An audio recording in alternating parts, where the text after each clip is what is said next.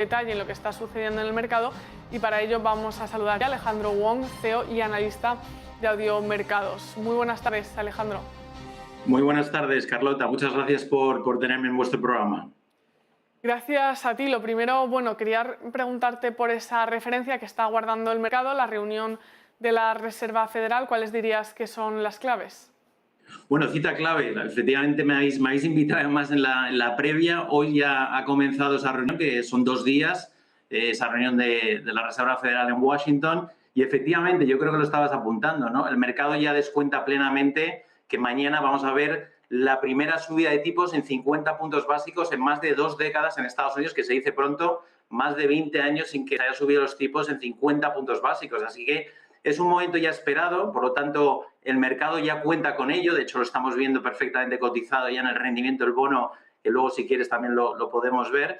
Pero efectivamente, el mercado ya, el escenario de mañana ya lo tiene, como decíamos, descontado. Es verdad que quizás la clave va a ser cuál es el escenario posterior, ¿no? Os había puesto esta página que yo utilizo de cara a las reuniones de la Fed, el CME Fed Watch Tool. Aquí se ve claramente, como decíamos, ¿no? Un 98,7% es la probabilidad de que mañana efectivamente veamos esa subida de tipos en 50 puntos básicos. Ya la clave va a ser quizás en cómo lo comunica Powell, ¿no? Porque sí que hemos visto que en reuniones previas, no en la reunión, pero sí que en las actas y en la reunión que hizo una comparecencia, un evento especial con el Fondo Monetario Internacional, que estuvo acompañado al lado de Christine Lagarde, pues lo dejó muy claro. Y yo creo que fue un poco el giro que realizó el mercado, en la cual se tuvo que adecuar muy rápidamente, ¿no? Vimos cómo de repente entonó un tono ciertamente mucho más hawkish, un tono mucho más de halcón, abriendo la puerta a esa subida en 50 puntos básicos, pero abriendo la puerta además que veamos más subidas de este tipo a lo largo de este año. Por eso el mercado, si entramos ya en la referencia del 15 de junio, en la reunión del 15 de junio, estaría descontando ya plenamente también otra subida de tipos de 50 puntos básicos. Y a partir de ahí, a partir de la reunión ya del mes de julio, ya entrado en el verano, el mercado espera que la Fed ya haga subidas de 25 puntos básicos. Quieren alcanzar la tasa neutral lo antes posible, les han entrado las prisas. Lo hemos visto anoche, como decías, con el Banco Central de Australia. El RBA ha subido los tipos por encima de las expectativas, lo subió hasta el 0,35%, se esperaba hasta una subida del 0,25%. Inglaterra entra en escena el jueves, el Banco Central de Inglaterra, y se espera la 4ª subida de tipos. Así que yo creo tenemos un escenario global, a excepción del BCE, que es otro caso aparte, pero que está entrando mucha prisa en coger carrerilla, ¿no? Y bueno, la clave mañana, además de la posibilidad o ver cuál es la disposición de la Fed de ver una subida ya en junio de otros 50 puntos básicos, creo que ya la mirada de los inversores va a ser qué va a hacer con el balance de activos, ¿no? Cómo lo va a reducir, cómo va a ser ese proceso. Ya vimos en las actas cuando se publicaron que hablaron sobre 95.000 millones de reducción mensual en el balance de activos de la Fed, 60.000 millones en bonos del Tesoro, 35.000 millones en MBS, en bonos, en este caso activos con garantía hipotecaria. Así que, bueno, si se cumple toda esa expectativa, yo creo que va a dar una cierta claridad al mercado y, por lo tanto, podemos ver, pues yo creo un poco, sobre todo por las caídas. Hemos tenido un muy mal mes de abril en la renta variable. El S&P se ha dejado, pues cerca de, me parece que lo tenía, el S&P se ha dejado cerca de un 8%, un 8,8% más o menos, el Nasdaq cerca de un 15% en abril, así que ese dicho de sell in May and go away parece que ha sido en abril, ¿no? Parece que hemos vendido en abril y los inversores han marchado. Mi intuición o mi análisis me indica que quizás post la reunión de la Fed los inversores pueden tener algo más de claridad sobre cuáles van a ser los pasos siguientes de la Reserva Federal y a partir de ahí veamos también una entrada fresca de dinero, como vimos en la jornada de ayer, el inicio del mes de mayo, y por lo tanto podamos tener un buen mes del mes de mayo, siempre y cuando la variable de China, que es otro punto importante a tener en cuenta, la situación de los confinamientos están generando problemas, tensión de nuevas cadenas de suministro que ya de por sí estaban tensionadas, así que creo que va a ser también otra de las claves, ¿no? ¿Cuál es la percepción de Powell sobre la situación de China con la tolerancia cero que tienen los políticos en China con respecto a la COVID y esos confinamientos que están viviendo en Shanghái y ahora en la capital, ¿no? En Pekín ahora mismo pues están prácticamente al borde de meterse en una situación parecida a Shanghái, ¿no? Así que, por supuesto, y luego mirando de reojo todo lo que está ocurriendo en Ucrania, ¿no? Pero todas esas variables creo que de cara a mañana es lo que los inversores debemos de tener en cuenta. Subidas ya descontadas. Vamos a ver qué ocurre de cara a las próximas reuniones de junio y julio. Veremos el balance de activos si confirma esos 95.000 millones de reducción mensual y a partir de ahí que la Reserva Federal pues ya nos ha dejado un poco el camino muy bien asfaltado, ¿no? Yo creo que veremos después miembros disidentes como el clásico James Bullard, el presidente de la Fed de San Luis, que siempre es el miembro más halcón, que de hecho fue el primer miembro que abrió la puerta a una subida en 50 puntos básicos y ahora está pidiendo que sean subidas de 75 puntos básicos. Así que va a ser muy interesante, sin lugar a dudas, y yo creo que el mercado ya tiene plenamente descontado gran parte de los escenarios de mañana. Como dices, esas son las claves en las que van a fijarse los inversores. Mencionabas también China, esa relajación de las restricciones en Shanghái, pero empieza Pekín a hacer esos cribados masivos y también a poner más restricciones a los habitantes de esa ciudad. Y también has mencionado al inicio de esa intervención el bono americano a 10 años, que ha escalado desde 2018 por encima del 3%, ahora rebaja un poco esa rentabilidad, pero también es una referencia a la que estamos mirando. ¿Cuál es el aspecto para el bono de 10 años americano? Pues desde luego que el bono se ha adelantado completamente, ¿no? Yo creo que está cotizando las expectativas de ese giro agresivo, ese tono hawkish, ¿no? Por parte de la Reserva Federal. Ayer tocó el 3%, de hecho el rendimiento fue la verdad que bastante impresionante el momento que llevamos viendo y la verdad que lo vemos aquí en el gráfico, ¿no? Hemos cumplido además, si lo miramos desde el aspecto técnico, hemos cumplido, esto es un gráfico mensual, por lo tanto cada vela supone un mes de precio, de movimiento de precio. Aquí vemos cómo el hombro cabeza hombro invertido que teníamos aquí, que se creó durante el 2020, pues cómo se ha cumplido a la perfección la proyección. Y ahora mismo hacemos frente a una resistencia clave. Yo creo que el 3,1, 3,07 va a ser un punto de inflexión muy determinante para el bono. Y como vemos aquí, ¿no? El rendimiento, como yo he señalado aquí algunos de los acontecimientos viniendo ya desde la década de los años 90, ¿no? Ahora que estamos hablando de en niveles de inflación que no hemos visto en 4 décadas, que la Fed va a subir los tipos en 50 puntos básicos, algo que no había hecho en 2 décadas. Ahora que estamos hablando tanto de volver para atrás, pues aquí el rendimiento del bono pues nos da mucha información, ¿no? Vemos cómo esta línea de tendencia que lleva sujetando el precio, ¿no? Presionando cada vez que lo tocaba, presionando a la baja, y han sido además en acontecimientos muy determinantes, ¿no? del mercado, como vemos el lunes negro con ese flash crash que se generó con caídas del 20 y tantos % en los índices norteamericanos, luego la crisis del tequila en los años 94 con esa situación que se vivió en México, ¿no? Que luego se trasladó a los países emergentes, el estallido de la burbuja.com, luego la gran crisis financiera, ¿no? El 2007.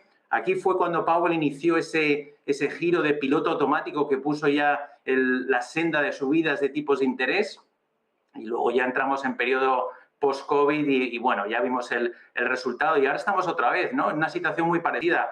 El mercado tiene que saber cuál es el catalizador que ha supuesto este giro, ¿no? Y está claro, por ahora todo está indicando que está siendo sin duda esa situación que estamos viendo, ese giro muy agresivo por parte de la Reserva Federal, lo que antes nos hablaban como algo transitorio con respecto a la inflación, el aumento de precios, ahora se ha convertido en algo endémico y la Fed tiene que hacer frente y ahora tiene prisa por ponerse al día y normalizar la situación, reducir su balance y subir los tipos, llegar a esa tasa neutral hacia finales del año, que ya hablan que es el 2,25 al 2,5%, más o menos la tasa neutral donde estaría ya cómoda y donde se está descontando plenamente que podríamos colocarnos aquí al cierre del ejercicio, ¿no? Yo creo que el bono americano, el rendimiento del bono americano, lo que viene es anticiparnos lo que ya estamos anticipando gracias a todo ese giro que ha realizado de política monetaria la Reserva Federal.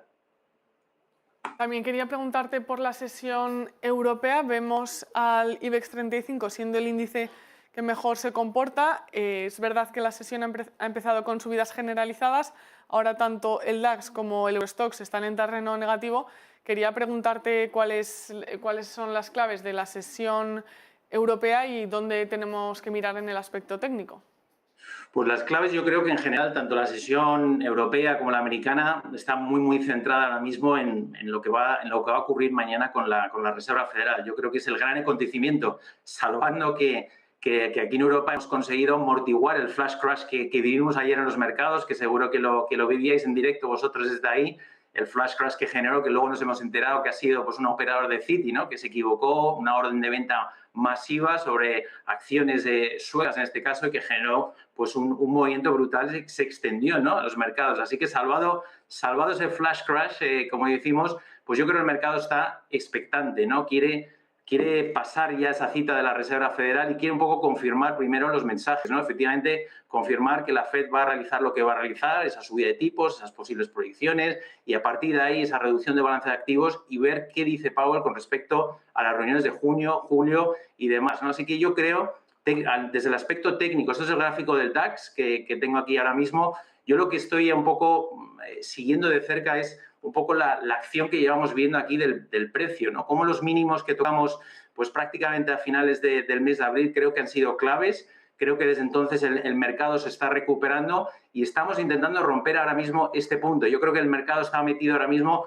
pues una especie como de embudo, haciendo un poco el símil, ¿no? del aspecto técnico, y lo que buscaría el mercado necesita eso sí el catalizador, el empuje, pero el análisis, al menos lo que el gráfico a mí me está diciendo, es que podamos ver un DAX ir hacia la zona, a la parte alta, ¿no? de este canal bajista que estamos metidos, llegar a la zona de los 14.200, ¿no? Así que, bueno, pues vamos a ver. Ahora mismo tenemos por delante mucha resistencia, como vemos aquí tenemos confluencias de resistencia, así que, bueno, le va a costar, como le está costando, lo ha tocado, ahora mismo volvemos a estar cerca de mínimos de la sesión, pero va a ser una sesión un poco de transición realmente hasta que nos metamos de lleno de cara a mañana con esos mensajes de la Reserva Federal, ¿no? Yo creo que el mercado ahora mismo necesita tener claridad, tener las cosas, qué va a ocurrir en las próximas sesiones, y a partir de ahí reajustarse de cara a lo que haya acontecido con la Fed, ¿no? Te quería preguntar por el par euro-dólar. Como hemos estado viendo en los últimos días, ya se está apuntando a esa paridad entre ambas divisas. ¿Cómo ves tú al euro frente al billete verde? Pues el euro, la verdad es que está muy, muy presionado, ¿no? Lo llevamos viviendo ya un año muy, muy bajista, que la verdad que para un par tan importante, con tanto peso como un euro-dólar, pues lógicamente es trascendental, ¿no? El movimiento que estamos viendo. Es verdad que hay disparidad de políticas monetarias, la agresividad en la normalización de la política monetaria de la Fed versus un Banco Central Europeo que está capeando el temporal, aguantando internamente las críticas o las diferentes opiniones, pero ya cada vez más hay más miembros, ¿no? del BCE que se están sumando cada día a ese posible giro de la política monetaria. De hecho, hace poco, que fue una sorpresa para el mercado, pues lo hacía el vicepresidente Luis de Guindos, abriendo la puerta a que en verano veamos la primera subida de tipos, ¿no? Así que es importante, pero mientras tengamos esa disparidad, perdón, Carlota, mientras tengamos esa disparidad, le va a costar al euro.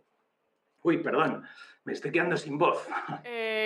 Si quieres puedes, no sé si tienes que beber agua o hacer una pausa y retomamos la entrevista, lo que tú nos digas. Un segundo, voy a beber agua un segundito. Perdón. Vale, vamos a seguir ahora con lo que nos diga Alejandro. Mientras estamos hablando de ese par del euro-dólar, ahora está bajando de nuevo, retrocediendo el euro frente al billete verde en el 1,049, por debajo de ese 1,05 que estamos vigilando en los últimos días. Como saben, el euro sigue por encima del dólar, pero los analistas apuntan a esa paridad que se podría lograr incluso este mes, según apuntan algunos, y en ese nivel que estamos vigilando. Y bueno, que nos estaba comentando Alejandro, que es una tendencia no solo de los últimos días, sino también la presión que tiene el euro en el último año. Incluso, Alejandro, no sé si podemos retomar donde lo habíamos dejado. Retomamos. Discúlpame, Carlota. Discúlpame. No te preocupes. Es lo malo que estoy todo el día hablando en audiomercados, así que me pasan malas jugadas la voz ya. Así que yo voy a ir un poco en contra de los analistas que has estado hablando, ¿no? Sobre esa posible paridad, ¿no? En el euro-dólar. Creo que efectivamente estamos en un momento crítico para el euro, y creo también que a medida que ya está muy descontado el escenario de la Fed, la fortaleza en el dólar que se ha trasladado lógicamente, la verdad es que también nos está penalizando aquí en Europa la situación con Ucrania, por cercanía, por supuesto, y yo creo que estamos ya en un soporte vital. Yo creo que es un punto de inflexión para el euro, y creo que tenemos que remontar. Tengo que abrir un gráfico mensual para poder buscar una zona donde el mercado pueda volver a recomponerse, ¿no? De cara a un posible rebote, ¿no? Yo creo que aquí es bastante crítico, ¿no? Estamos en la zona del año 2015, lo tocamos en el 2016 y estamos otra vez aquí, ¿no? Así que yo creo que esta zona se va a defender.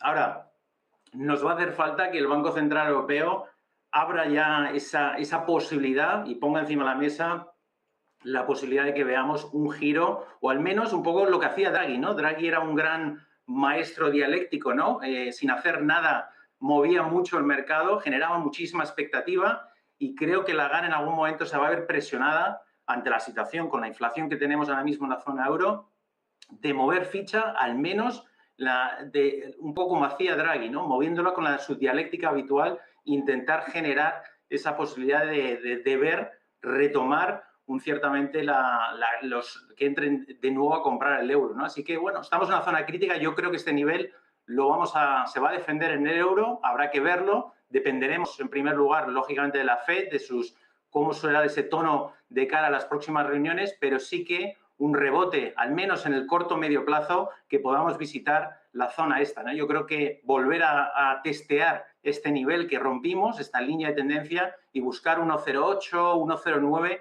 creo que sería un objetivo en el corto o medio plazo razonable para el eurodólar. Y eso sí, nos haría falta lo que decía, ¿no? Que el BCE nos eche una mano y podamos ver un euro rebotando. Es verdad que un euro tan barato pues está viniendo muy bien, ¿no? Sobre todo a las compañías exportadoras europeas. En Alemania, con un gran peso de su PIB, de compañías que exportan, pues lógicamente pues es un gran revulsivo, ¿no? Así que, bueno, pues vamos a ver qué ocurre, pero creo que esa es una zona interesante, una zona importante en la cual podemos ver un punto de inflexión y un giro y una posible entrada para defender este soporte. Además del mercado de divisas, te quería preguntar por una protagonista en concreto, la compañía especializada en petróleo, en el mercado energético, pero sobre todo BP, porque ha presentado resultados. Ha obtenido el mejor resultado, si no se contara lo que está pasando en torno a Rusia y Ucrania, debido a esa salida de Rosneft, donde tenía una participación del 20%, que ha lastrado las cuentas de la firma, que sin embargo ha tenido un buen comportamiento en bolsa porque, como decimos, ha tenido ese resultado récord que además le lleva a anunciar un programa de recompra de acciones. No sé cuál es tu visión para esta firma. Efectivamente, ha presentado buenos resultados, o sea que ha defendido la compañía ese impacto que ha supuesto en sus cuentas la salida de Rusia, con la participación de la compañía Rosneft, y ha supuesto más o menos ese impacto unos 25.000 millones de dólares. Así que, bueno, pues dentro de lo malo que era esa situación, ¿no? de la salida que ha hecho de Rusia, pues la compañía se ha mantenido. Y además si miramos ya el aspecto fundamental, como hemos hablado ahora de los resultados, ese programa de recompra de acciones que van a impulsar, los buenos resultados del primer trimestre, amortigua ese impacto de la salida de Rusia. Y a nivel técnico, yo creo, si comparamos BP con el petróleo, estamos en un escenario muy parecido. Yo creo que los dos podemos analizarlos conjuntamente, ¿no? Yo creo que ahora mismo el mercado petrolero que está pendiente de si finalmente la Unión Europea va a ser capaz o no de consensuar un apoyo suficiente para poder establecer sanciones directas sobre la importación de petróleo ruso al suelo europeo, ¿no? Hoy hemos visto que Hungría esta mañana pues parece que se sigue oponiendo y Eslovaquia sí que se va a acoger a la posible extensión que ofrecía la Unión Europea por su elevada dependencia del petróleo ruso, ¿no? Alemania parece que lo salvaría y todo va a depender de eso. Yo creo que si se anuncia en los próximos días cualquier tipo de limitación en la importación de petróleo desde Rusia, vamos a ver un movimiento al alza, tanto en el petróleo, que también va a arrastrar a las compañías petroleras, ya no solamente en el caso de BP. Y yo creo que aquí lo vemos, ¿no? Cómo el precio se está encerrando en este triángulo. Es un gráfico semanal y la idea es que necesitamos ese catalizador. Además, una semana en la cual también tenemos reunión por parte de la OPEP. O sea, que esta semana la verdad que va a ser una semana repleta de eventos macro, Tier 1 y bueno, pues la reunión de la OPEP, aunque no se espera nada, se espera que se sigan manteniendo en su hoja de ruta actual, ¿no? De subir su producción en 400.000 barriles diarios, por lo tanto, sin grandes cambios con respecto a la reunión de la OPEP. Tenemos que tener en cuenta que el acuerdo nuclear que se estaba negociando con Irán pues está totalmente parado, aunque la Unión Europea intenta ponerlo de nuevo en marcha. Eso también habría sido un catalizador para el petróleo. por esa posible vuelta de Irán, ¿no?, a volver a exportar su petróleo, pero mientras tanto el principal catalizador, yo creo, es si se consigue o no sacar adelante esas sanciones rusas, ¿no? Así que si se consigue, vamos a ver una ruptura al precio al alza. Yo creo que lo podemos, si te parece, Carlota, también lo podemos ver. La misma situación técnica, o sea, parece, este es el gráfico del West Texas, del crudo, y es que son primos hermanos, ¿no? Estamos encerrándonos el precio en un triángulo, como vemos aquí, prácticamente llevamos moviéndonos desde mediados del mes de marzo, así que el precio está a punto o muy cerca de querer romper, pero para romper esta estructura técnica nos hace falta eso, ¿no?, el catalizador o la excusa, ¿no? Y aquí la excusa es si la Unión Europea lo anuncia o no, y bueno, lo están negociando, sé que están ahí día a día, lo estamos todos siguiendo. Vamos a ver qué ocurre, ¿no? Porque si viéramos esa posible sanción, veríamos un precio del petróleo romper con fuerza, ¿no?, romper rápidamente y romper fuera de esa estructura y, bueno, pues apuntar hacia para el primer objetivo con resistencias en $107, luego iríamos a por los 115, ¿no? Así que, bueno, pues hay varios niveles previos, pero es el catalizador más allá de la reunión de la OPEP que esta semana pues no se esperan grandes cambios. Como dices, estamos pendientes, es otra de las referencias, si la Unión Europea o no finalmente veta el crudo ruso y entonces pues también seguiríamos analizando esa tendencia que sería al alza por lo que nos dices, pero sin duda pendientes de las sanciones que puedan seguir dirigiéndose a los combustibles rusos. Con esto lo dejamos. Alejandro Wong, CEO y analista de Audiomercados, muchas gracias por tu tiempo y por este análisis tan detallado. Muchísimas gracias, Carlota, y perdona por los problemas de la voz. Nada, no te preocupes, como estamos por videollamada, cuando sea necesario se hace un parón, miramos al mercado y nos sigues contando. Muchas gracias, que tengas Perfecto. buena tarde y buen negocio. Cuidaros igualmente, gracias. Gracias. Respecto a Rusia,